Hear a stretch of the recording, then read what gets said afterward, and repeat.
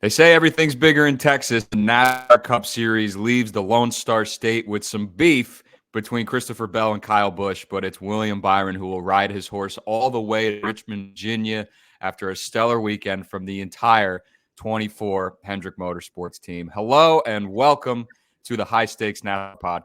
I am your host, Mike Bachmann, alongside my co-host, Zach Catanzareti. Zach, we went road course racing for the first time in 2024. At Circuit of the Americas, top-tier facility. Always love this track. I know it's kind of hit or miss with the fans, but COTA and just the track itself is just an incredible sight to see. And we got a pretty compelling race here this weekend. We've got a lot to discuss before we get into a preview of the Toyota Owners 400. Rich, on back short track racing. Zach, I'll bring you in. How you doing? How was your weekend? What'd you think of this race? I'm doing well. It was really interesting. First off, you go into a weekend like COTA. I think we're all still feeling the PTSD of a few years ago when it was under the rain. I know a lot of the drivers, that was just one of the craziest experiences they ever had. Harvick, even in the booth this weekend, was like literally could not see. So I'm glad it was, nice weather, beautiful weather throughout the weekend. That's victory number one. And it's really cool to have a triple header, to have all three series there. You get to see the track kind of evolve and the talent evolve. Like we got to see new guys who are rookies in these certain series, Connor Zilic in trucks, and obviously SVG, Shane Van Gisbergen and Xfinity, and didn't work out exactly the plan for both of them. I feel like both of them had those wins, marked up. You put an Allmendinger in the Xfinity race as well. Like he was killer, but certain things came up, and we'll discuss that. But on the Cup side, it really landed right into who we anticipated winning it, especially after practice and qualifying, and that was the Daytona 500 winner, William Byron. He was absolutely on it. He's just one of those guys when he nails down laps, and he has that perfect race car underneath him. He's not somebody who tends to make those big time errors that'll cost you a win. Maybe early in his career, he was that way. But once he's learned this, particularly this race car, he's the winningest guy in the next gen for a reason.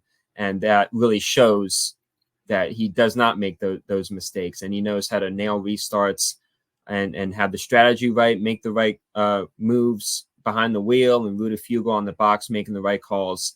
Once I knew that they had it, man, it was going to be tough to beat. And Christopher Bell definitely gave it his all.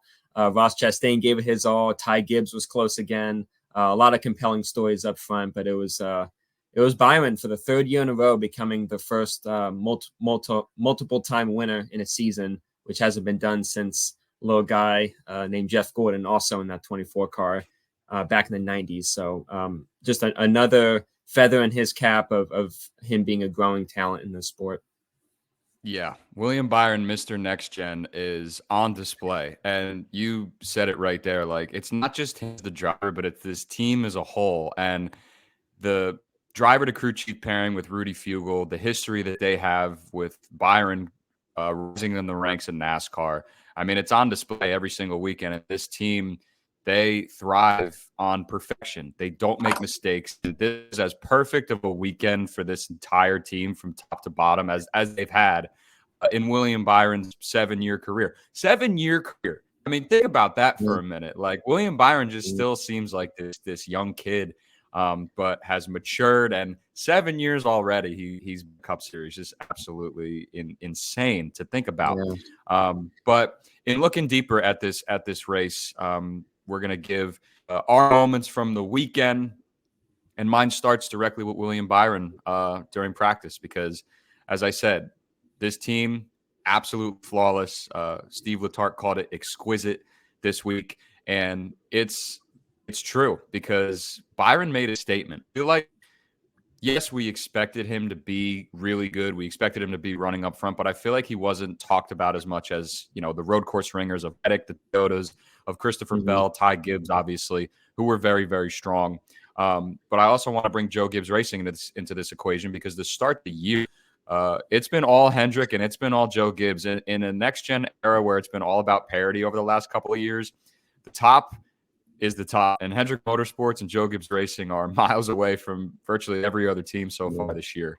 They've been winners of 5 of 6 this season. They've led nearly 2/3 total laps between the two organizations, and nearly every metric so far this year is topped by a JGR Toyota or a Hendrick Motorsports Chevy. Just the dominance that we are seeing from the top teams in NASCAR is apparent. We're going to continue to see it this weekend at Richmond, I believe. But in looking at Byron specifically, pretty impressive to be able to hold off a hard charge in Christopher Bell. You have more to say about Christopher Bell, which I'll toss it to you here in a minute. But look, these Toyotas were fast.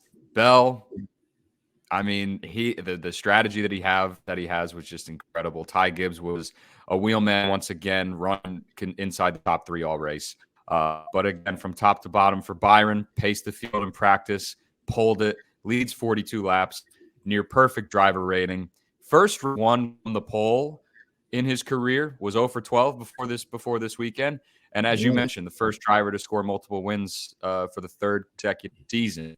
And we call him Mr. Next Gen because of his 12 Cup Series wins, 8 of them have come in the last 40 races. So Byron won 5 races last year. Look, there's a very good chance he could potentially do it again because this team not only win, they could win anywhere. He's developed to a hell of a road course racer, winning at Watkins Glen last year, and now following it up at COTA. And this team doesn't make mistakes. A flawless performance on this team's resume, and you have to love what you see out of William Byron. And again, out of these Toyotas, there's no contest right now, and it's going to be really tough to dethrone both of these organizations. So they've certainly got the entire field on notice, and I think we're going to continue to see much of the same. Yeah, absolutely. Like I think coming into the year, we always have our eyes on certain teams, and 2 of those teams every year are always Gibbs and Hendrick. Just the whole history of the sport, at least these last 30 years, But with those 2, it definitely seems like they're the 2 runaways. I mean, there's a few teams that are here and there, close, from week to week. Think of 2311 and RFK at times, and Trackhouse with Chastain particularly, but those 2 right now are dangerous. Just the winning that they're doing, the stage wins, the laps led, all the loop data you can look at almost every single weekend. It's the 4 Gibbs guys particularly that are 1, 2, 3, 4, and that's incredibly difficult to do. We spoke about it last week, and just where they are right now, it really is special. To put 4 drivers together, 4 cars to be all up front. There's always that one guy. There's always, what we call a weak link. You think of any 4-car team in history, there's always that one guy, right? For Hendrick, you can look at, Chase Elliott or Alex Bowman, though I'm going to speak about Bowman in a minute. Somebody who's not able to have that winning pace, to run up front and qualify up front and lead laps and stage wins and do all of that, to have 4 guys together, that's a huge accomplishment. I don't really put it, with it being 2 teams up front right now. I wouldn't put it like, where IndyCar has been for a while with Penske and Ganassi, where the last 12 championships have been those 2 teams, and they win the vast majority of the poles, vast majority of the laps led and the wins. Not quite at that level. Of course, NASCAR has a lot more races than IndyCar does every year, and a lot more teams and manufacturers and all that. So it tends to give us a lot more variety up front. But those guys are really laying it down right now, and there's no end in sight at the moment. I think Richmond, all the odds are going particularly in Gibbs' favor, and then Martinsville is basically the same way. So no end in sight. The rest of the field has to kind of catch up at this point. Yeah, all 4 JGR Toyotas are favorited this weekend. They lead the market in Richmond, so obviously the books are expecting Toyota to come out again, and like you said, there's no weak link for JGR right now. I mean, all 4 of these guys look like perennial championship contenders this year. You look at the consistency, Martin Truex Jr., the experience with Denny Hamlin and Truex, Christopher Bell continuing to just be quiet, but still a threat to win anywhere, and Ty Gibbs in this sophomore surge, like really impressive what they've been able to put together and the speed. I mean, you look at Hendrick, Byron, Larson, Bowman has been able to put it together, like you said. And Chase Elliott just still cannot seem to find really much speed. I mean, he is the weak Mhm. link right now, it seems like. Just has not been the same since that injury, and really just need to put together consistent finishes. But that 9 car is certainly slumping right now in terms of the Hendrick camp. But we got a long season, a lot of racing left. You certainly expect some of these teams, some of these drivers to be able to put it together, but HMS JGR absolutely laying it down here early. Zach, I do want to throw it to you because, yeah, Christopher Bell was hard charging, but that's because of some serious strategy that this 20 team put together. So why don't you talk a little bit about that and some of the bigger implications of what that strategy was? Yeah, implications definitely the word. Like you think of a race like Coda or just overall road course racing, with this next gen particularly, we've seen quite a few road courses go caution free. Maybe they have one, maybe they have two. Of course, you got the stage breaks out of back, but it's one of those races where it could go caution free. And I think guys like Adam Stevens atop the 20 pit box, they probably had a good idea at that. And they're like, hey, we got to go off strategy. We got to try something different here. We know we have a hot shoe behind the wheel who can make the passes. So we saw it quite early on lap 13. William Byron, Ty Gibbs, the top two, they dove on the pit road. And we see Bell stay out. He stays out, gets that stage one win, and they were clearly looking further down the line on where this race can end up. And they knew cautions were going to be few and far between until the end. At least that was their bet. That's what they were going for. And in my book, it pretty much paid off. I do wonder, just in hindsight, Monday morning quarterback or whatever today is now. Looking back, I wonder how he would have shaken up if he was on the same strategy right up front with those guys, because, with 18 laps to go, he was 24 seconds back and he had, quite a few positions to rally through. 8 seconds back with 8 laps to go, 3 seconds back with 3 laps to go. You're watching these numbers, you're like, man, this is going to be right down at the end, 1 second on the last lap. And he had to pass a few guys who were really quick. One was a teammate who may have helped him a bit there with Gibbs for second. Bowman definitely kind of held him up a little bit. But I think it just came down to time. I think if you put one more lap together, he would have had William. And, the guys in the booth did a good job, because it seemed like he was catching Byron at times, and then Byron would kind of push ahead, at least from Gibbs when he was second. And you're like, is William just saving something, or is he really is Ty really reeling him in? And I feel like, Byron was just managing that gap, and he didn't want it to be 0.7 seconds at the line. That's definitely not what I would call comfortable, especially on a track where you can lose so much time with these tight corners. And, with Bell, with just how he had that blood in the water shark mentality, and he was that close. I definitely felt for him. But for me, when you get somebody who has a good car as him, and they poke out of the original strategy and go their own path, that was definitely really interesting to follow, and it almost went his way at the end. Yeah, he was lurking. He was Was. lurking. Yeah. But, with a win this year, they have a little bit of leverage to be able to go off strategy and try something new. And it definitely, I think, worked better than expected. I mean, I certainly did not think that Bell was going to be able to get as close as he did, even with the advantage on tires. And again, I think, like you said, Byron just being able to manage the gap, understand where Gibbs, where Bell was, and not make a mistake, just run his race, and be able to turn it on when that gap did start to begin to close. And we really got to see Christopher Bell get closer. But I do want to ask you, like, there's a lot of talk about Ty Gibbs racing his teammate. He hold up in those couple of laps. Like, I don't I write that off. Like, yeah, you're teammates, but you're still racing for second and you're still Yeah. racing for position. Like, I don't think that Ty Gibbs needs to be looked at to where he should have pulled over for his teammate. He still had pace. I mean, it was pretty obvious that Bell was quicker. But even when Bell, got to Al Bowman's bumper, he had a little bit of trouble getting around him. It took him a little bit.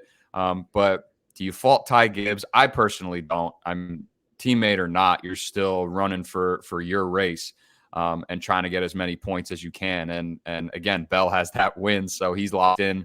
And look, if we did get a caution, if something did happen, like, Ty would still have to be in that position. So you don't want to give something like up if by chance we did get a late race caution and we restack the field. So do you give any fault to Ty Gibbs? You just write it off? That's a total write-off. Yeah, I do not think that we want to see drivers pulling over for teammates. You definitely don't want to hear that call over the radio. Of course, that's what Formula One has had for a long time. I don't know when it really started, but I think when team orders did start, they just didn't nail it down and say, hey, this is unethical. This is unsportsmanlike. Like, you guys got to be racing. You can't be, fixing the end of a race to, it. And I'm glad that that's something that NASCAR didn't have to adapt to. Because you said it, like, caution comes out, you're going to want to be as high up as possible when it comes to the choose and getting into turn one. And you always running for those points. You don't know what's going to happen to the 24 car. He might pop a tire and second place gets awarded the win. Maybe he fails post-race tech and second place wins. Like, there's too many situations where that one position can mean all the difference. And Ty's never won before. And if he's pulling over, that means he's giving up and he doesn't think that he can win that race. I'm not saying he had the best chance. We were looking at those gaps, but I think what I want to see, particularly from a young driver who hasn't won yet, I want to see that fire. I don't want to see him give up until, that checkered flag waves. And that's what we saw from him. And no doubt at all that he has the fire to get that win. So I definitely don't fault him at all for holding up the 20, even though 20 got by and he made it close. I wouldn't say he cost them the win. I think it was still in Byron's hands. I feel like he was still in position to get that either way. Yeah, 100% agree with you there. We'll say this, though. If your name was Kyle, probably got run into by Christopher Bell this weekend. Both Kyle Larson and Kyle Busch. The best thing is Kyle Busch had a front row seat to when Bell, he didn't take him out, but got into Larson. And then, late in this race, Bell gives it to Kyle Busch, and Kyle Busch was not happy. There's certainly some feathers ruffled, and Kyle Busch is a guy you do not want to ruffle those feathers because he's cooled down a little bit, but dude, he was pissed. Like, he was real upset with Christopher Bell. It's a tough one to look at because Kyle really. In looking at Kyle Busch specific, that's where the blood is boiling. He took that corner very high, really dive bomb straight back down.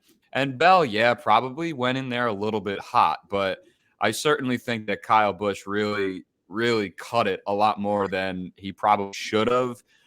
So it's probably more spotter error than driver error, but we see the post-race comments, the altercation, and Kyle Busch does sound like he does want to give it back to Christopher Bell. These are former teammates at Joe Gibbs Racing, so I don't know really what's going to happen there. But what do you make of this little snafu between KFB and Christopher Bell? Is it something we're going to see kind of move forward? Because Christopher Bell, like I said, is a quiet guy. He's obviously, very young. He's got the baby face, and I know the stuff coming out about like all that stuff, which I just feel bad for because I really like Christopher Bell, and it just is what it is. But he's kind of getting poked at right now. But what do you make of this? Should we expect some retaliation from Kyle Busch, or is this something where a conversation's just gonna fix it? They're gonna move on and just continue to race. Yeah, I mean, first off, I think it was less anger and more disappointment. Because they've known each other for a long time. You go back to the Truck Series. Christopher Bell won a championship for him in 2017, 7 years ago now. They've been teammates at Toyota for a long time. Kyle, of course, at Chevy now, but those relationships are always kind of intact, if they stay positive. And I feel like this has been a positive relationship for a long time when it comes to either being teammates or being owner-driver. So when I think when Kyle looks back at that moment, I don't know if his opinion's going to change a whole lot. Because I feel like when you go into a corner like that, that's a very tricky corner there at COTA. and it's all about setting up the overtake with the guy in front of you. And Kyle was in the process of setting a guy up. You know, he was kind of running wide, and he was going to kind of apex, you know, hit the apex and get a good drive off. He was doing something. He was in the middle of his business, you know, and Chris didn't have really, I don't know how he came in so quick and why things happened quick, I guess. And he didn't know that Kyle was going to shoot back low. But yeah, how I look at it, you know, Chris definitely ran in there pretty hard. And Kyle just had no way to know that he was going to blow up his inside, and, you know, spotter wise, that's a really tough thing to call. And I just think Kyle expected better from the 20 at that point in the race, and just where they were running, you know, he would have expected him to know what was going on at that time. And yeah, the post-race thing, you can tell that's just how I saw it. You know, it was a guy who's known him since he was a kid, and now he's a champion in the Truck Series, and he's doing great things in Cup. And he's like, dude, what are you doing? You know, have I ever run into you? I think that's what he said at one point. Mm-hmm. He's like, hey, you got one coming now. And I think he put up, you know, 2 or 3 fingers of situations that he's had with him, I think. But yeah, it was a lot of disappointment, I can tell. And I don't know if it's going to blow over, you know, throughout this week, or if they've had conversations. I'm sure they've had. Chris seems like, you know, Kyle's somebody who he looks up to. People call him a babyface because he just, when you have someone like him up in your face, someone who you respect very deeply, and they're telling you, hey, you did this wrong and I'm pissed at you. Cameras are all on you, all these recorders on you. Yeah, you kind of freeze up at that point. And I definitely kind of felt that just by looking at him. And I'm sure they had a great conversation this week. I wouldn't expect anything. He's not going to give him any room, at least, you know, this week or so. You have to remember what Kyle is in this season. He's not where he's not where Bell is right now.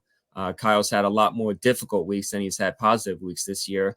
That absolutely plays a huge part into this. It's not always on the surface what the incident is or who it's with.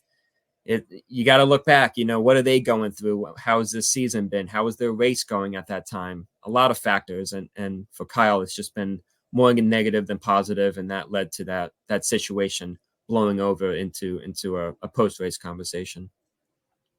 Yeah, I think there's definitely a lot of frustration, you know, in the Kyle Busch camp. But look, not all was lost. He still was able to rebound and finish top 10. He finally snapped a streak of 3 consecutive finishes outside of the top 20. So we want to see this 8 car up front. Like, the Cup Series better when Kyle Busch is winning races, when he's relevant, when stuff like this is happening. We want to see, you know, we want to see this. Like, we want to see drivers get in each other's faces off track.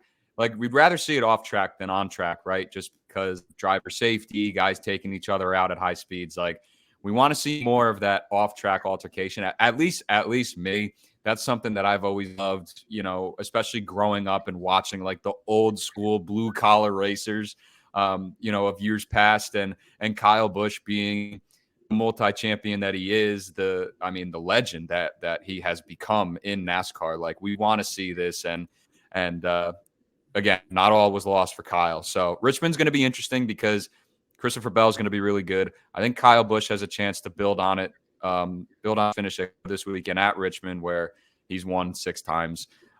So I think that we might see these two, and certainly not a lot of room is going to be given, I think. Yeah. But in talking about drivers coming out of COTA that are looking good, you mentioned his name earlier, Alex Bowman, that driver in the Hendrick Motorsports camp. He is starting to put together some really good results. He's got back-to-back top 5s this year with COTA here. I put a little live bet on Bowman at plus 2,500.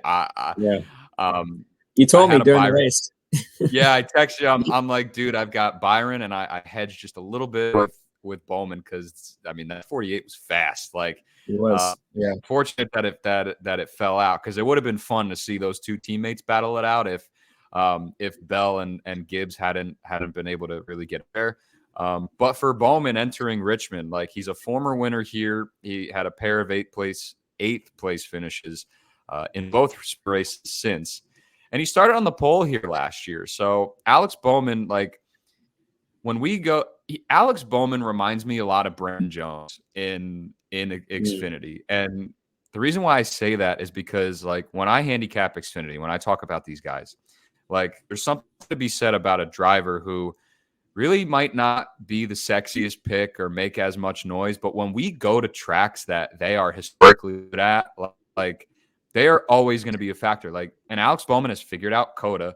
He's figured out Richmond, like Brandon Jones has at like Homestead and Michigan and some of those other tracks. Like, he's Mhm. always a factor. And I feel like there's a little correlation between the two in that sense. But regardless, I think Alex Bowman is bringing a lot of momentum. I certainly think he's going to be a factor this weekend. I do think that we need to reserve ourselves just a little bit, understanding the short track package, going back to Phoenix, what we got there. I mean, this is certainly more of the like traditional short flat track over Phoenix, but I think Alex Bowman, he's starting to put together good results. It's good to see, especially as a diehard Jimmy Johnson fan, and I want to see the 48 up running well and putting together good finishes. But Alex Bowman is he's starting to put it together, and it's really good to see. It is, and we spoke especially before Daytona about Hendrick and what position they were in. It was tricky, right? Because you got two of the best guys in the series with Byron and Larson, but then you got Chase Elliott and Alex, who are coming off of injuries and very difficult seasons. Like, they were not able to bounce back fully, from their separate. Now, their injuries were quite different from one another, but it was still them being out of the car for a while. And Chase went on a little tear early in the summer last year, but outside of that, definitely didn't hear about Bowman too much. And I was wondering what a good off-season timeout, would do to these guys. And I would say Bowman more than Elliott. It's been definitely a positive start to the year. I mean, as you said, he quietly has 3 top 5s on the year now, the most of the series, tied with 3 other drivers. And of those 3 drivers, he's not only the only Hendrick guy, is the only Chevrolet. The 5th best average finish. The 5th best average finish of the series. And though his teammates have won half the races, that average finish is the most of all Hendrick guys. So I think that time off, that clicks something. And he's not somebody who generally runs up front super well. If you look at his average running position, it's not quite where you would anticipate a top 5 finisher would be. Nearly won the Daytona 500, and he's had a couple good runs since then. Coda, he kind of just popped up, and he just was able to stay there. And you're like, man, he might have another win here. I mean, you think back to a few years ago, he had 4 wins in a season, and he wasn't really a dominator in those wins. I think Dover, he led a solid amount of laps, but for the other ones, like, Martinsville and right here at Richmond, he kind of just ended up there, and that's a big part of winning these races. There's not just one way of scoring a victory. You got to have the whole team together and have that execution. And there's a lot of guys who don't have that. And you're like, man, he should have a lot more wins, but he only has 1, or he's winless this year. Like, oh man, Bowman, he's sometimes that guy, but sometimes he just nails it and he wins a bunch of races. Is that this year for him? I'm not entirely sure, but to already nearly match his top 5 numbers from these last couple of years, that's a huge win already. And the results are there. As I say, he's a past winner at Richmond. He's definitely trending up. Yeah. Who's a driver you have in the opposite direction, trending down, entering Richmond this weekend? It was somebody who I was very disappointed in this weekend. I think we mentioned him going into the weekend because he usually kicks ass on road courses, and particularly Coda, Daniel Suarez. And I got to say, I tried to caution people to not sign him on as somebody who's comfortable now after winning Atlanta, the second race out. I knew, like, hey, we got to see some marked improvement in the weeks that follow this win to know really where to place him, in rankings such as this. Like, is he going to be somebody who's trending upward? Is he going to be on the quiet side? Is he going to be stocked down going into, after the first 6 races? And for me, he really is. He's been quite low. The win is still his only top 10 this year. Look at his average driver rating; it's 68.9. Ross's is 83.5. His average finish is 18th. Ross's is 10th. Yeah. You're always looking at him versus Ross, right? Because Ross is somebody who's flipped the sport on its head multiple times, in his short, stint here at Trackhouse. He's incredibly loud. He's very brash. He's very fast. He doesn't always get great results, but you look at last year, he had 10 top fives, which is very strong. He got the 2 wins, and Suarez wasn't even close to any of those numbers. The laps led, I think Ross had over 600, and Suarez had less than 100. Like, it was so different on every statistical category except for qualifying. And this year we're seeing them qualify almost right on top of each other, but during race pace, that's where that gap expands, greatly, some weeks. And that was very similar to last year. They qualified very close to each other, but Ross went one direction and Daniel kind of stayed right where he qualified, and sometimes he would be even worse, sometimes a little better.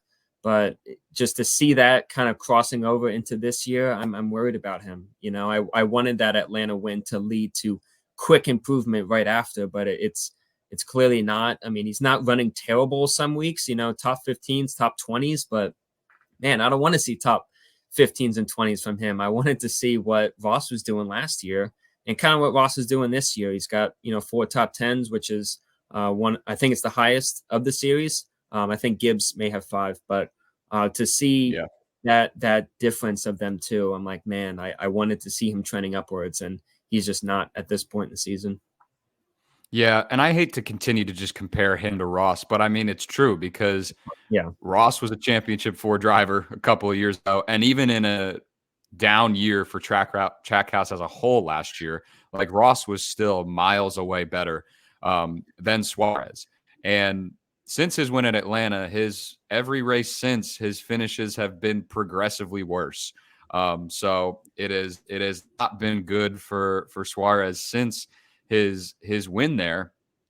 And yeah, there's still, that seat is still very warm. That win in Atlanta was not going to just, magically give him job security, because even Justin Marks, like, there's certain progress made, but you want to see more tangible progress, and you're still just not getting that from Suarez. I think he's really talented. I got to be honest, like, I actually really have begun to enjoy listening to him in the booth during the Xfinity races, which honestly is something I really thought I would say, but I thought he did very well at COTA, and I really took a liking to him even more so. I just love when these drivers are in the Xfinity booth. Like, you get to hear so much more. I want Hendrick back in there rather than later. Yeah, him and Logano, I think, are the 2 best. Joey yells when something happens. Joey's like, "Oh!" And I love, me, when it comes to broadcasters, I love when they bring that excitement. And Daniel's the very same way. He's a great personality. So I wish personality led to, like, quick results, and we had the most exciting drivers winning every race. No shade on William Byron, but I just love when the personality also succeeds. But it always kicks ass in the booth. Yeah, we want to see that. We want to see these guys be themselves and not just, the clones of, here are my sponsors. Thanks for the support. Like, team was great. Team was not like, no, Chase interviews. No offense, Chase, but it is what it is. Anyway, sticking with Suarez, it's unfortunate, like, because we want to see him run well. It's just not there, and I think Ross is going to be a particularly popular pick again this weekend. I mean, Suarez, Richmond has not been good for him. He has 7 straight races of 16th or worse, so he doesn't even have 15 pace. So it's really not looking good for the 99. He at least knows that he's locked into the playoffs and can hopefully try and find speed, just continue to try and get progressively better, not worse. Turn the season around, get it pointed in the right direction, and come playoff time, hopefully be able to be in a position where they can compete, and we're not just going to be automatically penciling him in as a first round exit. Like, we don't want that.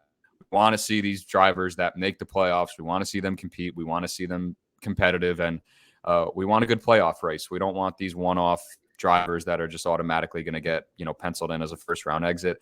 I hope that's not Suarez. I hope they can find some speed, but Richmond doesn't look like a place to do it. I do want to throw in one more name here. Noah Gragson, stock down on the 10 car. Not a good going at COTA. The third time this year he's finished 34th or worse, but on the other side of things, he's placed 12th or better in the other three.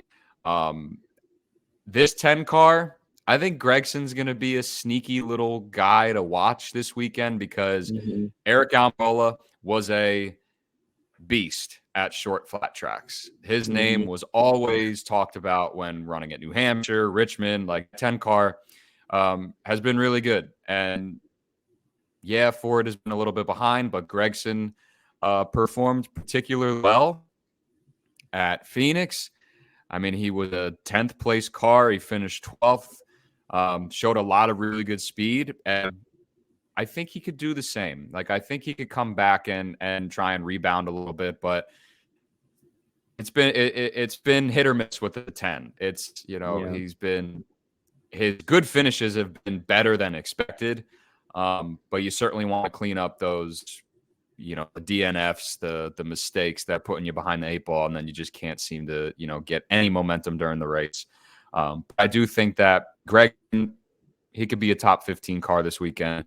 Try and, get some mojo back, because he could certainly still be a big story this week, in his comeback season, or this year rather, his comeback season, and just continuing to, show his talent. He was one of the best in the Xfinity Series, despite not winning a championship. And, his personality in Xfinity certainly, I think, matured a lot more and is a lot more aware of what he's saying and what he's doing for obvious reasons.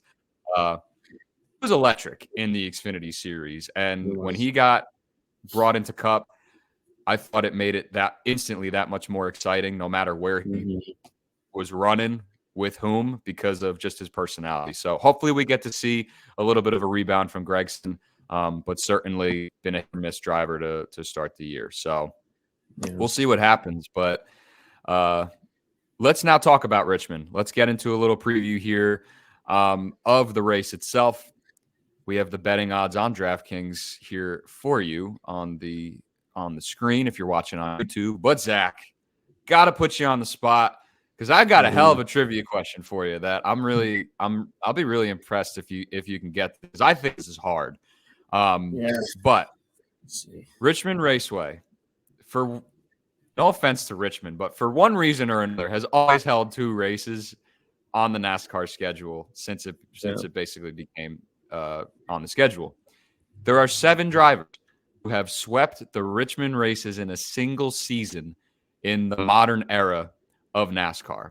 I'm not going to ask you to name 7 of them, but can you name 3 of them? Ooh. I know Kevin Harvick is one.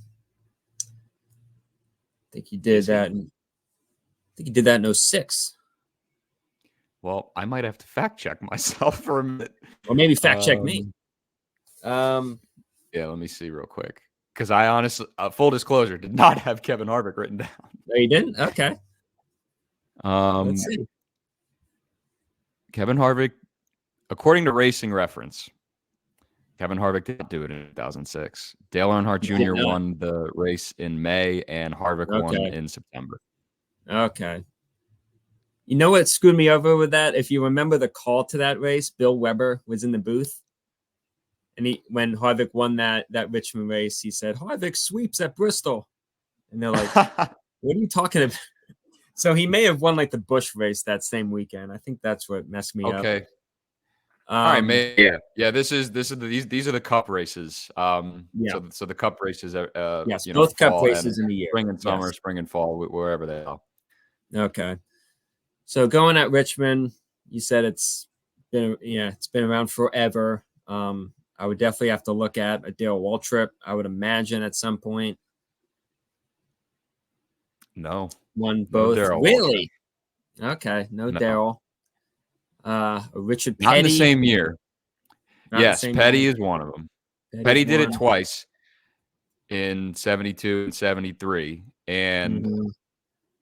before that, so prior to the modern era, 7 straight at Richmond. Damn. That's like Darrell Waltrip at Bristol. It's wild. Never again. I would think Jimmy Johnson at some point. Yes, Jimmy Johnson did it in 2007. So you were close. You were 1 year removed, but Jimmy did it in 07. 07. So that's 2. There are 2 that are particularly recent within the last 10 years. Yeah. I would think Kyle Busch. I know he won the spring race 4 straight years, and I would imagine he won the fall race one of those years. Is that one? Kyle did it. Kyle did it in 2018. Uh-huh. So I guess that's 3, Jimmy, but Petty. I'm trying to figure out I'm trying to figure out the couple others. Did Truex ever Yeah. He swept it one year. It's funny Truex with him swept it because he did not win short tracks for a long time. And as soon as he joined Gibbs, really, in kind of the last portion of Furniture Row, he just exploded on short tracks. 2019. So they went JGR went back to back sweeping the races with Kyle and Truex there. Yeah, wow. And then who are the other 3? So the other 3. So Petty does it twice in 72 and 73. Bobby Allison did it in 83. Okay. Earnhardt did it in 87. And then Rusty Wallace did it in 89. Okay. So those are the guys that did it in the same season. Like Yarbrough did it the second race of 76 and into 77. I believe Waltrip did that as well. I know Terry Labonte did one of those. So you have back-to-back winners. But yeah, 7 guys in the modern era. Have done it. And Petty did. Bobby Allison won in 74, and then Petty almost did it 1, 2, 3, 4, 5, 6. Well, we won 10 in a row at Richmond. That's not much. Just that's crazy, dude. It is. Yeah, that's crazy. Times have changed, thankfully. Exactly right. 10 straight wins it'll never be touched. Just will never be touched. Crazy, but that was a fun one.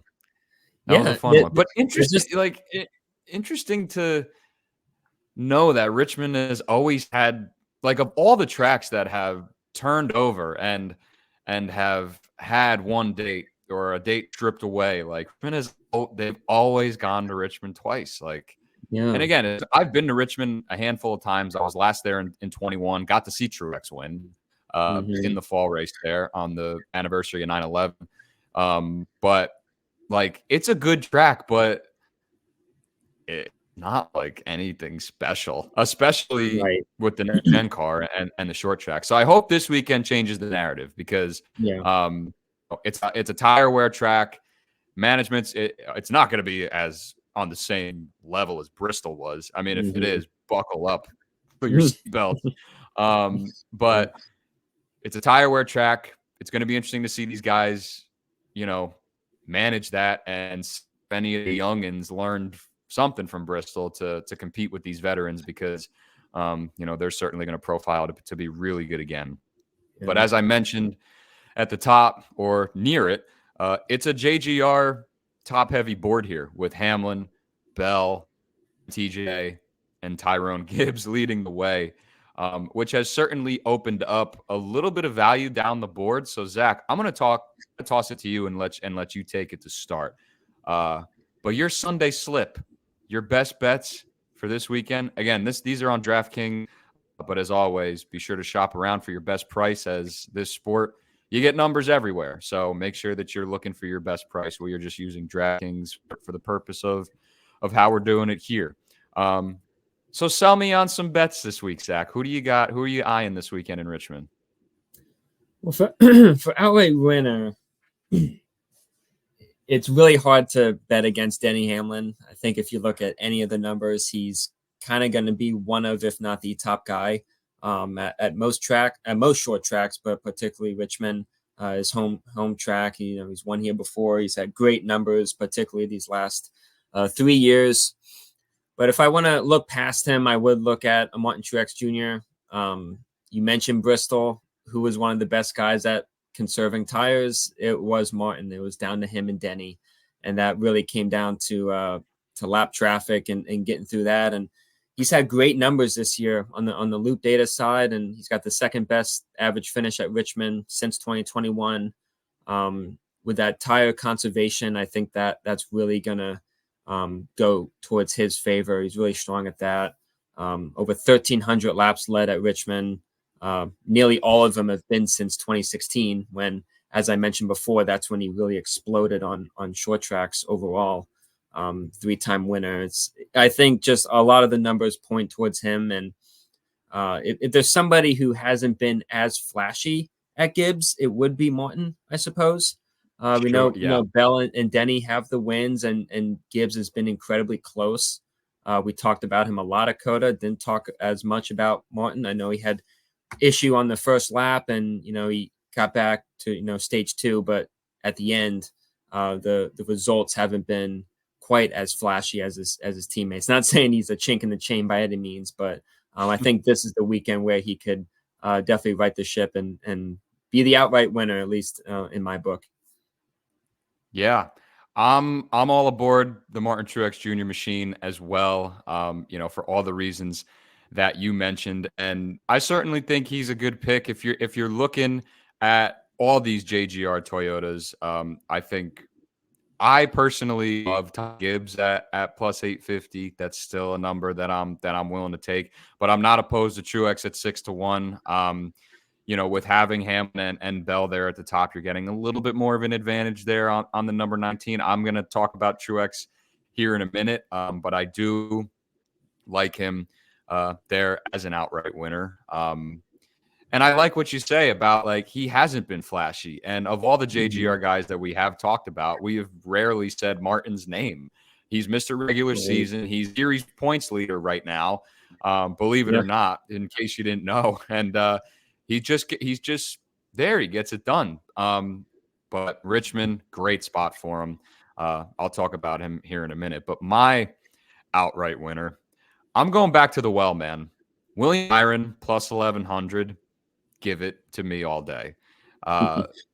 Look, because of the heavy juice to the Toyotas, you're getting a very favorable number here for Byron, who was fantastic at Richmond last year. Was a top contender, got spun out by Christopher Bell with 20 to go.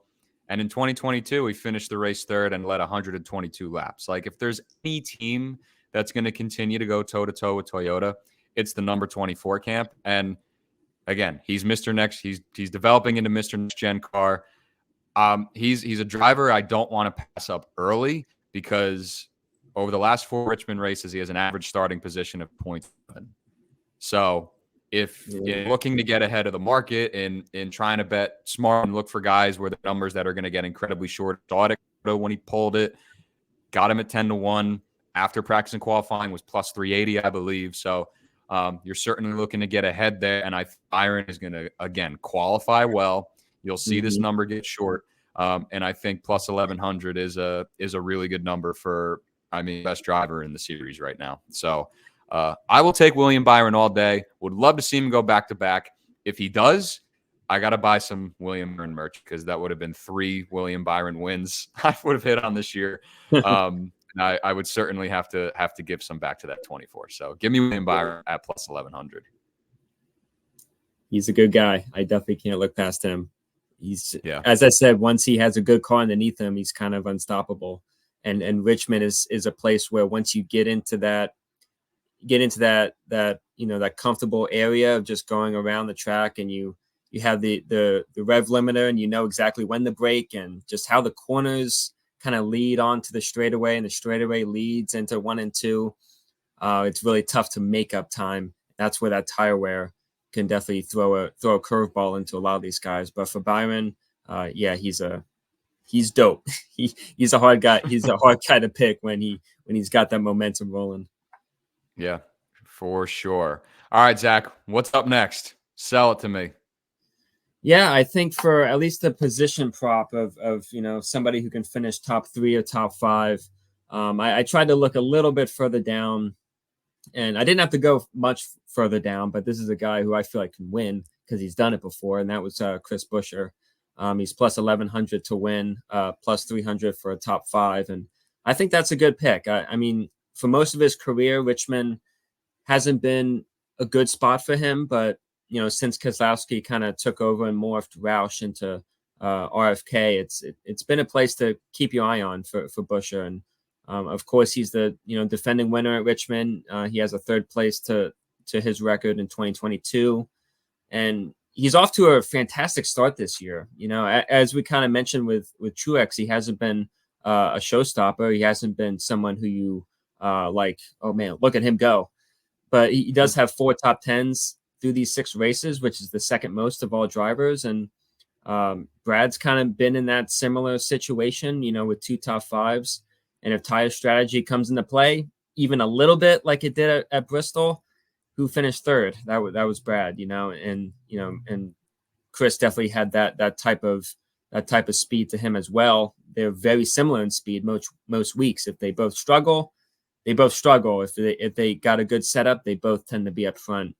And I think if you pick one, you can probably easily pick the other. But I think just as the numbers roll and who's been winning the races for RFK these last few years, it has been Chris. So I think I would give him the heads up, or give him the advantage over Brad. And I think those odds a little lower than you would find for a Gibbs or a Hendrick guy.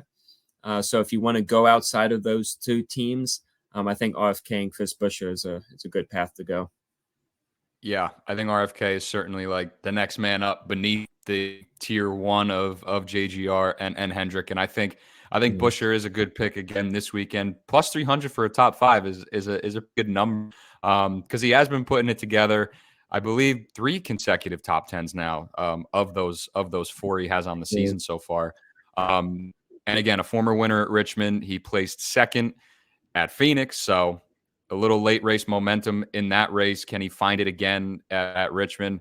I like the top 5 number there for Buescher. Plus 300, I think is a really good bet. And again, Keselowski certainly could be a factor. If tire conservation is a big factor in this race, he's certainly going to be another guy to watch. Place 3rd, Brittle, and again, is one of those veterans that knows how to take care of the race car, take care of the tires. He's run those races before. So we're still waiting for that Brad K win, but I do give the advantage to Buescher over him here this weekend. Mentioned earlier, but Martin Truex Jr. top 5, getting it at plus money at plus 120. Look, everything you said about Truex, I mean, this seems like a lock, honestly. Like when we talk, there are very few locks when betting NASCAR, but this seems like one of them. 3-time winner, or 3 of the last 9 at least. He might have won prior to that. 6 top 5s in that span. So he's going to continue to be good. And I think just getting a top 5 at plus money is a good advantage. I really honestly don't have more to say about that, because I just don't want to regurgitate everything that you said. But he's obviously going to be a big pick to win. If you're going to get plus money for a top 5, I certainly think that's warranted, and I think it's a really good bet. So I will take Martin Truex Jr.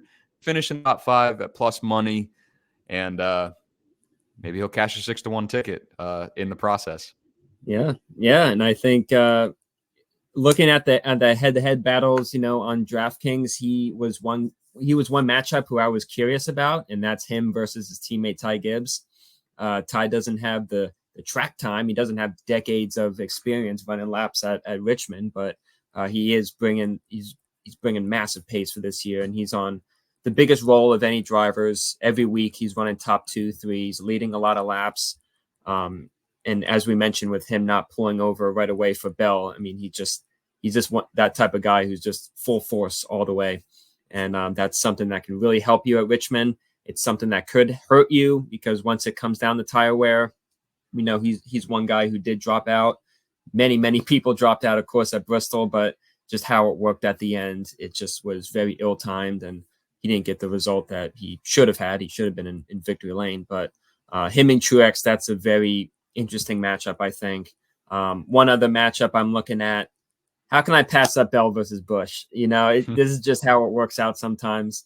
Of course, after their issue at Coda, DraftKings has them matched up. Bell minus 230 and Busch plus 170. Bell definitely has the recent numbers to back him being the favorite. With he has the third best average finish at Richmond these last 3 years. But Busch, you mentioned a 6-time winner. As a kid, I would attend the spring race here every year, and he won it every year I went. He ended up winning it 4 straight years in the late 2000s, early 2010s, and he's been quieter lately. Only one top 5 since 2019. Not quite what I would imagine from him. Basically, all the short tracks, he's either really hit, he's really on it, or he's really off. And right now, he's just kind of in an off period. But he's coming off a good run last year. He's top 10 every year we come here. He only has one finish outside the top 10 since 2017. So if it does get wild, you can bet on him to at least get a solid finish. And whether him and Bell come together, I'm hands off. I'm just going to sit back and watch how that rolls. But just going off the numbers, it could be close, but I would give Bell the advantage. Yeah, Bell obviously is the heavy favorite in that matchup. Yeah. But again, we could get some late race chaos, and maybe Kyle Busch is in a position to take it, and you get a pretty profitable day there if you are on the Kyle Busch side of things. But that it is fun to see DraftKings put those two together, even if the lines are incredibly favored to one side. My final bet here, not going matchup, but I'm doing this is a fun little late race chaos bet that I think could be in play if we do get some of that. So if you want to throw a little lunch money on a long shot driver, I'm going to look at Ryan Preece. I think Ryan Preece is somebody that I think has the potential to finish as the top Ford in this race. He's currently plus 2,500, 25-1 on DraftKings. And look, this is 9 times out of 10, this is not going to hit. That's why it's such a long line. That's why you sprinkle a little schmeckle on it. But this 41 had legit speed at Richmond last summer. Finished the race 5th, average running position of 8.2. We talk about the RFK Fords. They're going to be strong. So it is going to be difficult to overtake those guys. But again, Preece, a short track stud, that's where his bread and butter is. He's got an extensive resume on short tracks, and he's obviously really damn good at them. And we talk about Stewart-Haas Racing. This is almost their bread and butter in a sense in terms of tracks that they race at, where they're particularly good. So if we do get a little bit of late race shenanigans in this one, and we get a little overtime restart where Ryan Preece is up there, this could very well be in play. So it's an extreme shot. I also really like his top 10 number at plus 350. That's a much safer option if you're looking to just get a pretty favorable number for a top 10. I'm certainly not opposed to that. But if you want to have a little bit of fun and you want to root for some chaos, Ryan Preece to finish top Ford at plus 2,500, I think is an interesting bet. So that's a little money play I would give out. Because you got to have a little bit of fun, and I think I certainly think there's a case for it. So have I been able to sell you on a Ryan Preece top Ford? Like, what are your thoughts on that? That's a really good sell. I know he was really he was up front. I believe in this race last year, he almost got that the Busch win. And I'm like, man, if he's just one move away from scoring that shocker of a first win. Maybe that would give him a ride for this year, but thankfully he was able to come back either way. But not just for Preece, I think just overall Stewart-Haas. Like you mentioned Gragson, his peaks and valleys have been far apart, but his peaks have been pretty high this year, especially on tracks like this. And Chase Briscoe, he's been, he took the leadership role of this team at Stewart-Haas coming into the year, and statistically he has been the leader. He's been very quiet but very consistent in that top 15, and that's a step up from where they usually are. He is somebody who can get onto a roll. He had a roll of top fives last year. This is basically the start of the season where he had that run last year. Then Josh Berry, of course, he finished second with a Hendrick car last year. But just him having that track time, there's not many tracks that he's hit twice before.